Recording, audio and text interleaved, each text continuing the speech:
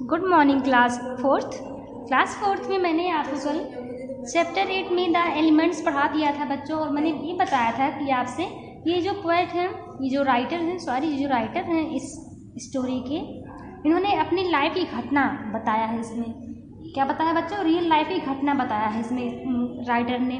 तो क्या करेंगे हम यहाँ पर? मैंने आपको कल क्या पढ़ा दिया था, यहाँ पर देखिए ऊपर का फर्स्ट पैराग्राफ और ये सेकंड पैराग्राफ मैंने आपको पढ़ा दिया था। तो आज हम क्या पढ़ेंगे बच्चों? ये जो थर्ड पैराग्राफ है ये हम पढ़ेंगे। चलिए पढ़ना स्टार्ट करते हैं। The whole area looked like a barren landscape after a forest fire. वो जो चक्रवात, वो जो तूफान के बारे में मैंने आपको बताया था इसके आगे पैराग्राफ में, ये उसी की बात यहाँ पर कर रही है। तो यहाँ पर देखिए लिखा द होल एरिया मीन्स पूरा क्षेत्र, पूरा जंगल का क्षेत्र क्या हो गया था बच्चों?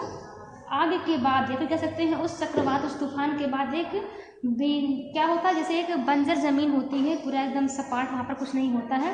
ये उसी के दृश्य में उसी के जैसा लग रहा था। वो चक्रवात के बाद वो जो जब वो ख़त्म हो गया तो क्या हो गया था, जो पूरा वहाँ का ज़मीन था, पूरा वहाँ का एरिया था, वो कैसा लग रहा था बच्चों? एकदम वो बेजर लग रहा था, एकदम बंजर के तरीके से उसका दृश्य देखने में लग रहा था।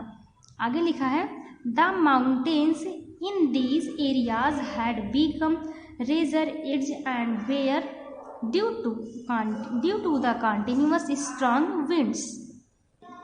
द माउंटेन्स मीन्स क्या होता है? पर्वतों या फिर पहाड़ भी बोल सकते हैं। और इसके बाद क्या है? दीज एरियाज मतलब उस जो एरिया थे, जो वहाँ का वो क्षेत्र था, पार्ट था, हैड बिकम रेजर एड्स मतलब क्या था? ऊबड़ खाबड़ और खाली हो गए थे। कहने का मतलब है लगातार या फिर कह सकते हैं बहुत तेज़, बहुत स्ट्रॉन्ग विंड्स मीन्स क्या होता है? स्ट्रॉन्ग विंड्स मीन्स तेज़ हवाओं के चलते जो वहाँ का इलाका था, जो एरिया था, वो क्या हो गया था बच्चों? ऊबड़ खाबड़ हो गया था और खाली हो गया था। खाली मतलब पहले वहाँ पर पेड़ पौधे थे और सब कुछ था, तो ये जब तूफान आया, जब चक्रवात आया तो क्या हो गया था? एकदम पूरा एकदम साफ एकदम खाली खाली दिखाई दे रहा था। तो यहाँ पर ये जो राइटर हैं वो कह रहे हैं कि एकदम जो वहाँ का एरिया था, जो इलाका था, देखने में पूरा एकदम खाली लग रहा था, साफ लग रहा था। इसके आगे है the strong winds swept over the hills and left only gravel behind. Strong winds, फिर यहाँ पर कह रहा है कि जो ये हवाएं थी, ये हवाएं लगभग, स्ट्रॉन्ग विंड्स मीन्स जो तेज़ हवा, मीन्स बहुत जो तूफान था, चक्रवात था, उसकी बात कर रहा है। तो तेज़ हवा पहाड़ियों पर, हिल्स मीन्स क्या होता है बच्चों? पहाड़ियों पर बह गई और लेफ्ट ओनली ग्रेवल बिहाइंड, और क्या कर गई? और पीछे सिर्फ हमको छोड़ गई, फिर कह सकते हैं पीछे हम खाली बचे रह गए। फिर से देख लेते हैं। तेज़ हवा पहाड़ियों पर बह गई, the strong wind swept over the hills. तेज़ हवा पहाड़ियों पर बह गई और पीछे क्या हो गया? पीछे केवल हम बच गए, या फिर पीछे क्या बच गया? पूरा बंजर ज़मीन रह गया। सॉरी, हम नहीं होगा यहाँ पर, वो जो क्षेत्र वहाँ पर, उस क्षेत्र के बारे में यहाँ पर बता रहा। तो जो पीछे क्या बच गया बच्चों? पूरा का पूरा खाली मैदान बच गया। These winds lasted only for about an hour but left us exhausted. These winds, वे हवाएं, lasted only for about an hour मतलब लगभग कितने घंटे चली थी? लगभग एन आवर मीन्स लगभग 1 घंटे क्या की थी? वो चल रही थी।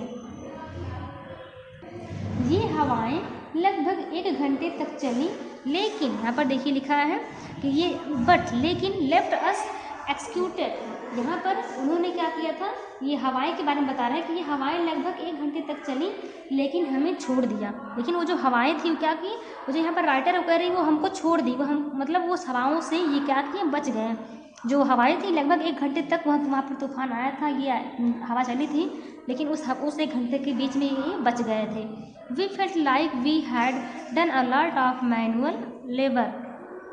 वी फेल्ट लाइक मीन्स ऐसा लग रहा था, ऐसा महसूस हो रहा था कि हमने बहुत मेहनत किया है। वो जो राइटर है कह रहे हैं, हम वहाँ पर उस 1 घंटे के बाद जो हम लोग को ऐसा लग रहा था, ऐसा आभास हो रहा था कि जैसे हम लोगों ने क्या किया? बहुत ही कड़ा मेहनत किया, बहुत ही परिश्रम किया है। Our muscles hurt so much that we felt like we had been carrying a heavy load. Our muscles means हमारी जो मांसपेशियाँ हैं, हमारी मांसपेशियों को इतनी चोट पहुँची थी, इतना चोट लगा कि जैसे एक क्या होता है, बहुत भारी भार उठाया हो, मीन्स इतना उस तेज हवा ने ऐसा हम जो है लेखक के, राइटर के मांसपेशियों को इतना चोट पहुंचाया था, ऐसे लग रहा था कि वो भारी लोड उठाए हैं, फिर भारी सामान उठाए हैं।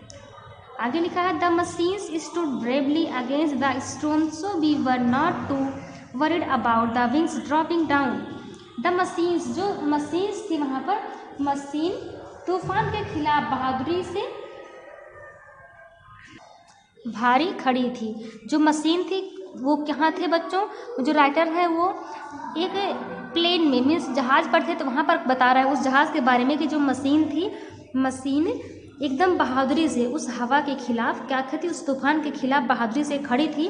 इसलिए हम पंखों के गिरने से चिंतित नहीं थे, क्योंकि जो प्लेन था बच्चों, आपको पता ही होगा कि प्लेन में क्या होता है, 2 पंख लगे होते हैं, तो वो उनका पंख क्या हुआ था बच्चों, विंग्स ड्रॉपिंग डाउन, नीचे गिर गया था। तो वहाँ पर ये लिख कह रहे हैं कि वो मशीन उस तूफान के खिलाफ एकदम खड़ी थी, बहादुरी से खड़ी थी, इसलिए हम पंखों के गिरने से चिंतित नहीं थे। वो परेशान नहीं थे कि हमारा जो है इस प्लेन का पंख गिर गया है, वो चिंतित नहीं थे। आगे लिखा है visibility was also good so that was not a problem. Visibility means जो दृश्य था, जो देखने का दृश्य था उस तूफान के बाद जो दिखाई पड़ रहा था, वहाँ पर क्या था, आल्सो गुड, बहुत ही साफ था, बहुत ही कह सकते हैं अच्छा था।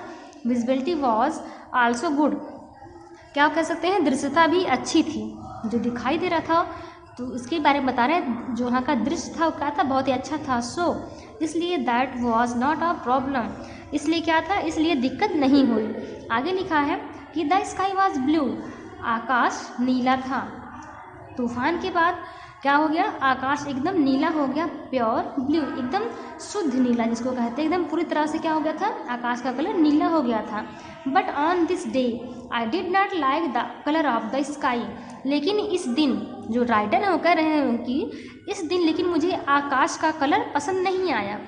हालांकि वो पूरा एकदम प्योर ब्लू था, बट फिर भी जो राइटर है वो कह रहे हैं कि इस दिन मुझे आकाश का रंग पसंद नहीं आया। फिर आगे फिर वो खुद से ही बोल रहे हैं कि मे बी, हो सकता है, I could sense the danger, हो सकता है मुझे, डेंजर मीन्स क्या होता है बच्चों, खतरा, डेंजर मीन्स क्या होता है, खतरा। तो वो अपने आप से ही कह रहे हैं कि यहाँ पर जो वो लिखे हैं, तो कह रहे हैं कि उस टाइम, या फिर जो वो चक्रवात आया था, वो जो तूफान आया था, वो कह रहे हैं कि हो सकता है मैं खतरे का अनुमान लगा सकूं, या फिर कह सकते हैं मैं खतरे का भांप सकूं। वो इस टाइम इसलिए जो है उनको वो आकाश का कलर नीला, जो नीला था, उनको इसलिए अच्छा नहीं लग रहा था कि हो सकता है कि वो उनको खतरे को वो भांप रहे हों, या फिर कह सकते हैं वो खतरे का अनुमान लगा रहे हों, इसलिए वो उनको कलर पसंद नहीं आ रहा था, या फिर नहीं आया। आगे देखिए लिखा है the purity of the sky upset me, वो जो शुद्धता थी, वो जो आकाश का जो वो शुद्ध कलर नीला जो रंग था, वो क्या कर रहा था, वो लेखक को, राइटर को बहुत ही अपसेट कर रहा था, बहुत ही परेशान कर रहा था। फिर से देखते हैं the purity of the sky upset me, आकाश का ये शुद्धता ने क्या किया था, मुझे परेशान कर दिया था। ये कौन कह रहा है बच्चों, ये राइटर कह रहे हैं। I would not mind a good black storm as it meant that the enemy was visible. I would not mind, यहाँ पर फिर वो कह रहे हैं कि मैं एक आई would not mind a good, मैं एक अच्छा ब्लैक, यहाँ पर देखिए बच्चों लिखा है माइंड अ गुड ब्लैक, यहाँ पर ये जो ब्लैक वर्ड यूज़ किया गया है, इसका मतलब काला होता है। तो यहाँ पर देखिए ऐसे, तो I would not mind a good black storm as it meant that the enemy was visible, मैं एक अच्छा काला मजबूत दिमाग नहीं लगाऊंगा। लेकिन यहाँ पर जो काला का मतलब होगा, यहाँ पर ये मतलब जैसे कि कभी कभी हम क्या करते हैं, गलत सोच लेते हैं, किसी चीज़ के बारे में हम गलत अपना सेंस लगाते हैं। तो यहाँ पर इसलिए लेखक जो राइटर है वो कह रहे हैं कि मैं एक अच्छा जो है नेगेटिव दिमाग, अगर फिर नेगेटिव नहीं सोचूंगा, नहीं लगाऊंगा, क्योंकि अगर ऐसा होगा, क्योंकि इसका मतलब क्या होता है कि हमेशा दुश्मन दिखाई दे रहा है। अगर हम नेगेटिव सोचेंगे, यहाँ लेखक का कहने का मतलब है अगर मैं नेगेटिव सोचूंगा तो मुझे चारों तरफ खतरा ही दिखाई देगा, मुझे खतरा ही दिखाई पड़ेगा। इसलिए क्या कर रहे हैं, इसलिए मैं एक अच्छा काला दिमाग क्या करूँगा, नहीं लगाऊंगा, क्योंकि इसका मतलब होता है कि दुश्मन दिखाई दे रहा है। ओके, तो आज के लिए बस इतना ही। Thank you.